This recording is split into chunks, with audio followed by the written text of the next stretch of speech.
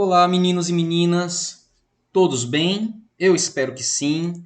Vocês estão no canal Sistema de Ensino Monte Carlo, um canal feito para você, estudante do ensino público, você que esteja cursando o ensino fundamental, o ensino médio, até mesmo você universitário, você pesquisador, você curioso da matéria, sejam todos muito bem-vindos. O Sistema de Ensino Monte Carlo traz para vocês conteúdos de humanas, história, filosofia, sociologia, geografia. E, como eu havia prometido, nós estamos no nosso módulo de história, introduzindo os estudos sobre África, tá? E prometi três vídeos explicando sobre o continente africano, sobre a cultura africana e tal. E esse é o vídeo número 2, onde nós vamos estar falando sobre o comércio caravaneiro, né? Ou a importância do comércio na cultura africana. Dito isso, eu já vou pedindo o seu like, a contribuição do seu like. Se você ainda não é inscrito do canal, torne-se inscrito. Compartilhe os conteúdos que o professor coloca aqui com os seus colegas, né? Isso é de suma importância, assim você estaria ajudando o professor a manter ativo esse canal, a mostrar ao YouTube a relevância dos conteúdos que eu trago aqui. E é uma forma de você, junto dessa corrente, que é o propósito, né, do canal Sistema de Ensino Monte Carlo, que é dinamizar o ensino público, torná-lo mais dinâmico com a utilização dessa ferramenta fantástica que é a internet, né? E tudo isso de forma gratuita. Então, sem mais delongas, vamos nessa que aqui tem muita história. Turma, já havia dito no vídeo anterior que a África trata-se de um continente com clima e cultura diversificada, tá? E hoje nós vamos falar sobre o comércio que se instaurou no continente africano e de que forma o deserto ele se torna cenário para esse comércio, né?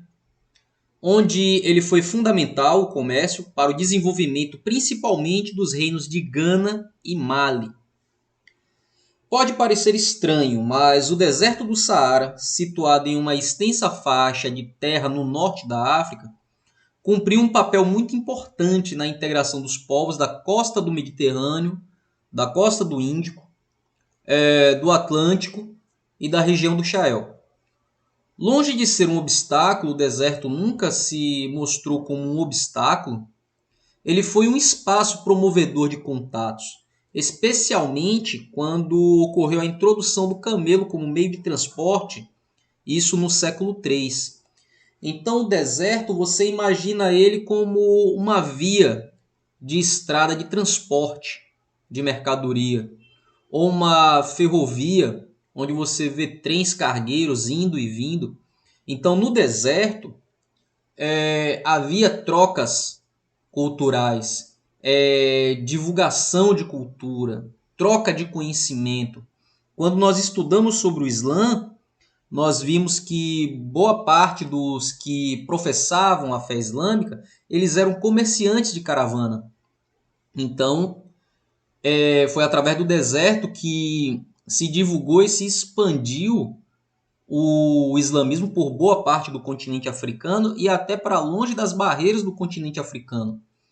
Então isso é uma prova de que o deserto ele nunca foi uma barreira, pelo contrário, os habitantes da África utilizaram daquele ambiente para propagar assim e tornar viável a sua logística comercial.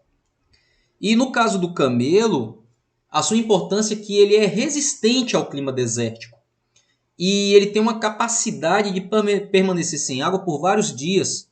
Isso tornava possível a travessia daquele deserto. Além disso, a carne e o leite do animal foram essenciais na alimentação dos povos nômades do deserto e seu pelo era usado para confeccionar tendas nas quais as caravanas paravam para descansar. Então ele tanto servia como meio de transporte, como um animal de carga, como ele servia para alimentação e como matéria-prima para a construção de habitações. Garantidas a sobrevivência e a locomoção no deserto através do camelo, os povos da região tiveram condições de praticar, né, uma das atividades econômicas mais rentáveis da África durante vários séculos, que foi o comércio caravaneiro, que ligava os entrepostos do Mediterrâneo às praças mercantis do sul do Sahel. Já que o deserto era uma rota comercial, então eles se aproveitavam disso para transportar suas mercadorias e assim fazer comércio. O comércio transariano, em suas diversas rotas, ele não era uma via de mão única, ele tinha rotas diversas, porque o deserto do Saara ele forma um cinturão que atravessa todo o norte do continente. E esse deserto, essa rota, ela ligava as várias praças mercantis com as zonas de abastecimento. As minas de sal do deserto do Saara, as regiões auríferas do Sahel e as áreas de extração de pimenta e noz de cola das florestas tropicais. Os terminais norte do comércio transariano eram formados pelos portos mediterrâneos, né, como os de Tunis, Cairo e Argel, e por cidades como Marrakech, Sidi Massa e Fez. Já os terminais sul dessa mesma rota eram as cidades sahelianas de Ouagadougou, Oualata, Timbuktu, Gal, Tadmeca e Agadez. Esses nomes eles soam estranhos na sua fonética porque são nomes de origem árabe ou da própria nomenclatura banto. Sobre esse tronco linguístico banto, a gente vai entrar em mais detalhes no nosso último vídeo sobre a cultura africana. A partir daí, a partir desses entrepostos sul e norte, como interligados pelo deserto, os produtos trazidos pelas caravanas seguiam por redes transalianas de comércio, tanto na direção leste como na direção oeste. E nestas redes se destacava o movimento dos canoeiros que navegavam pelos rios Senegal, Níger e Gâmbia. É como se houvesse um cruzamento norte-sul pelo deserto e leste a oeste pelos rios.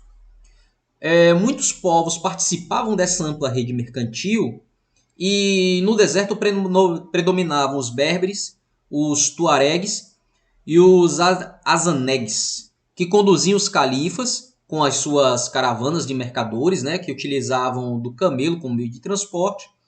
E nas zonas de floresta, os produtos eram transportados em caravanas de burro, conduzidas pelos diulas ou vangaras, os alçás e mandingas. Entre eles havia também os canoeiros de grandes rios.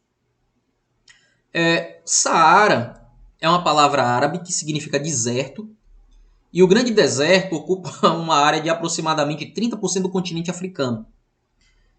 É um deserto composto de dunas, é uma região semiárida, com estepes e diversos oásis, surgidos a partir do afloramento do lençol freático na superfície do solo. E o Saara ele não constitui um espaço vazio de vida. Apesar da escassez de água, apesar do clima árido e de altas temperaturas à luz do dia e de baixas temperaturas à noite, o deserto abriga a população sedentária e nômade que vivem nele e vivem dele. Além de uma fauna e de uma floresta característica que possuem, no geral, defesas naturais que possibilitam sobreviver nesses ambientes. Então é da própria natureza que se encontra sobrevivência dentro do deserto. E agora falando um pouco dos produtos, né? De sul a norte, da direção sul a norte, de origem sul ao ponto norte, nós temos o ouro, a noz de cola e escravos. O ouro era o metal base do sistema monetário do mundo islâmico e da Europa medieval. As minas de Bambuque, de Buré e dos estados Acãs da Costa do Ouro, que é Gana, de onde eram extraídos, representavam a principal fonte aurífera antes da chegada do europeu à América e da descoberta das minas do México e do Peru. Então, antes de se descobrir ouro nas Américas, antes até mesmo das grandes navegações, né? Entenda-se que nesse período, nesse momento, antiguidade, nós estamos na Idade Média, na verdade, perdão, entende-se como mundo a Europa, a África e a Ásia. Ainda não se tem conhecimento de forma direta e proposital do continente americano. Então, as principais fontes de ouro estavam na África. Não que não houvesse ouro na Europa, mas as minas mais produtivas estavam na Europa, na África. Mostrando assim que esse comércio entre África e Europa era tão ativo que esse ouro africano ele vai abastecer os cofres dos reinos dos estados modernos quando ele se formar e principalmente os cofres da Igreja Católica. A noz de cola, que era um fruto utilizado pelas sociedades africanas tradicionais em cerimônias e rituais para controlar o cansaço e a fome. Porque viver no deserto não é uma vida de fartura. Então eles passavam seus momentos de escassez e de fome. E essa fruta, essa noz de cola, ela servia para aliviar a fome e o cansaço. Na verdade, trata-se de um estimulante, né? Que foi amplamente adotada pelos povos islamizados, porque era um estimulante único e recomendado como consumo pelas regras muçulmanas, partindo do princípio que o Islã é uma religião bastante autoritária e que na maioria deles eram comerciantes que tinham de enfrentar o deserto. Então é como se a religião ela fechasse os olhos para aquele fruto estimulante, né? E falando de forma aberta, é uma droga. É uma droga, para os dias de hoje, para os perfis, os padrões de hoje, seria algo ilícito, mas que a própria religião muçulmana permitiu que os seus discípulos e adeptos utilizassem desse entorpecente para que eles vencessem o desafio do deserto. E assim manter suas atividades comerciais, porque daí viriam os recursos para se manter a religião. Ai, ai. Os escravos eram a mão de obra que trabalhava nas salinas do Saara, nas sociedades islâmicas do norte da África e nos países europeus, e principalmente na Península Ibérica muçulmana, onde parte da Europa é dominada por muçulmanos. Essa mão de obra escrava vinda da África, ela vai ser de grande utilidade. Além desses produtos que representavam a base econômica do Sahel, a região também fornecia resinas, goma, pele, couro e cereais. E esses produtos eram transportados da região do Sahel e das florestas do sul em direção ao deserto do Saara e a costa do Mediterrâneo no norte, de onde seguiam para a Europa e para a Ásia. Agora, o fluxo de mercadoria de norte ao sul, de origem norte em direção ao sul, seriam sal, diversos produtos alimentícios, burros e cavalos e artefatos de metal e manufatura.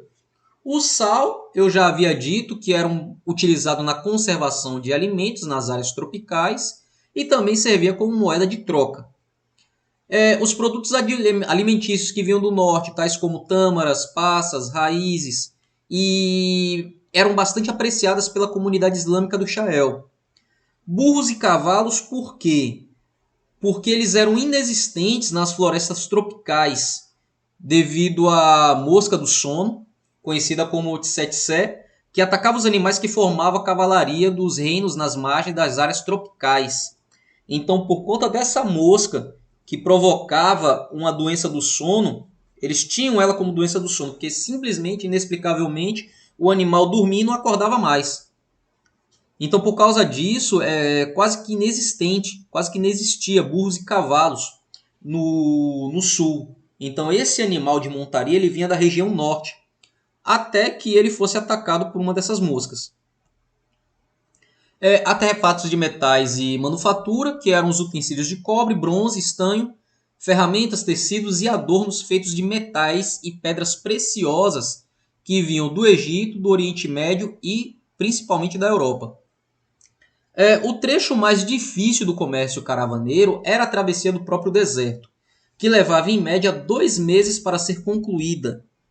E durante a viagem, as caravanas passavam até 2 semanas sem encontrar um poço d'água sequer ou um trecho de oásis. Além disso, muitas novidades trazidas pelos mercadores nem sempre eram aceitas rapidamente pela população ao sul do Saara. Por exemplo, os camponeses preferiam as enxadas de cabo curto do que as de cabo comprido introduzidos pelos europeus. Então é aquele jogo, né? Oferta e necessidade, procura e oferta de produto. Então muitas vezes eles traziam aquilo como novidade, né? Como um produto em acessão e notável de alta procura na Europa, mas que no sul não era tão procurado. Então esse produto ele ficava por vezes encalhado. Os reis, por sua vez, estavam mais interessados nos artigos de luxo e em armas. E todos esses produtos eram comercializados do norte do Saara e da costa do Mediterrâneo em direção à região de estepes, das savanas e das florestas do sul. Turma, essa foi nossa videoaula de hoje, tá? Nossa segunda videoaula sobre o continente africano e sobre a cultura africana. Espero que tenha sido rico e produtivo para vocês e no nosso próximo encontro nós, com o terceiro vídeo, vamos fechar por hora, né, essa introdução sobre os estudos de África. A todos um muito obrigado e até uma próxima.